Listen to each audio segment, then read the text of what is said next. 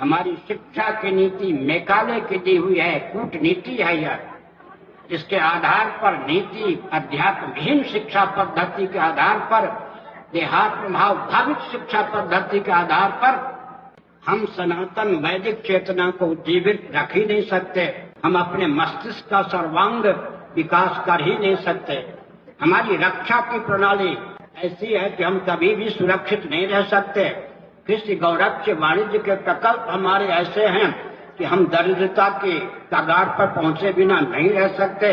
सेवा और उद्योग के प्रकल्प भी हमारे अपने नहीं हैं। संविधान की आधारशिला हमारी अपनी नहीं है। स्वतंत्र भारत में 70 वर्ष बीत जाने पर भी हिंदू एक नंबर का नागरिक नहीं। क्या है? सैद्धांतिक धरातल पर परतंत्रता, परतंत्रता, घोर परतंत्रता, इसी उद्देश्य से स्वतंत्रता की प्राप्ति चाहिए थी क्या? इस पर विचार करने की आवश्यकता है। और भारत में सत्ता, लोलुपता, दूरदर्शिता राजनीति का पर्याय बन चुकी है। इसके पीछे किसी का दोष नहीं है।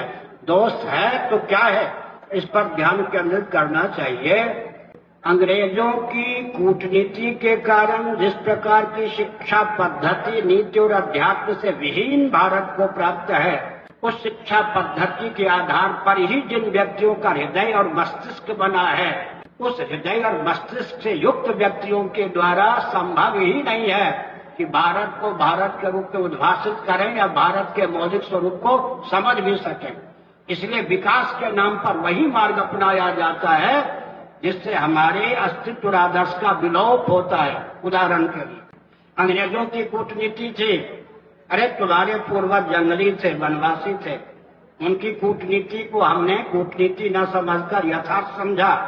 गांव वाले भागने लगे नगर की ओर, वनवासी वन को छोड़ के भागने लगे नगर की ओर।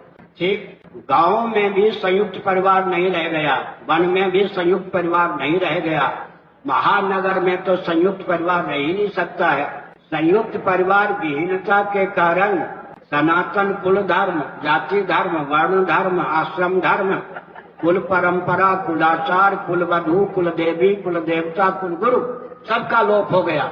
इनके लोप होने का अर्थ होता है कि मनुष्य को विकास के नाम पर, भारतीय मनुष्यों के संतान को विकास के नाम पर भोजन करने, संतान उत्पन्न करने की मशीन बना के रख दिया गया। इसीलिए भारत को स्वतंत्रता चाहिए थी का?